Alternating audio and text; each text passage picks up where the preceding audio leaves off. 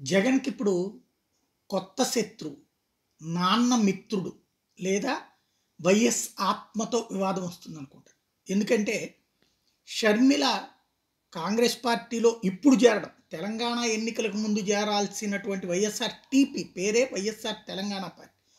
తెలంగాణ ఎన్నికల ముందు విలీనం చేయాల్సిన పార్టీని ఆపడం, ఆ తర్వాత ఆంధ్ర ఎన్నికలకి ముందు దాన్ని విలీనం చేపించడం, ఆమెని ఆంధ్రాకి తీసుకొచ్చేటటువంటి ప్రయత్నం చేయడం వెనకాల ఇప్పటికీ కాంగ్రెస్ అధిష్టానంతో క్లోజ్‌గా ఉంటూ ఒకనాడు ఏదైతే జగన్మోహన్ రెడ్డి తర్వాతన విజయమ్మల వ్యతిరేకంగా వివేకానంద రెడ్డిని నుంచోబెట్టి, వివేకానంద రెడ్డికి మంత్రి పదవి ఇచ్చి అక్కడ పోటీకి నిలబెట్టించింది రాజశేఖర రెడ్డి ఆత్మగా పిలువబడేటటువంటి కేవీపీ రామచంద్రరావు అన్నదే జగన్‌కు ఉన్నటువంటి నమ్మకం. అందుకనినే ఆయన్ని అస్సలు దగ్గరికి రానీయలేదు.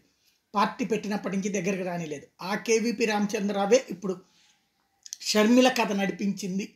షర్మిలని ఆంధ్రాకి తీసుకొచ్చి జగన్‌కి వ్యతిరేకంగా తయారు చేస్తోంది, వ్యతిరేకంగా నడిపించబోతోంది ఆయనే అన్నటువంటిది ప్రధానంగా వినబడుతోంది. ఏం జరుగుతుందో చూడాలి.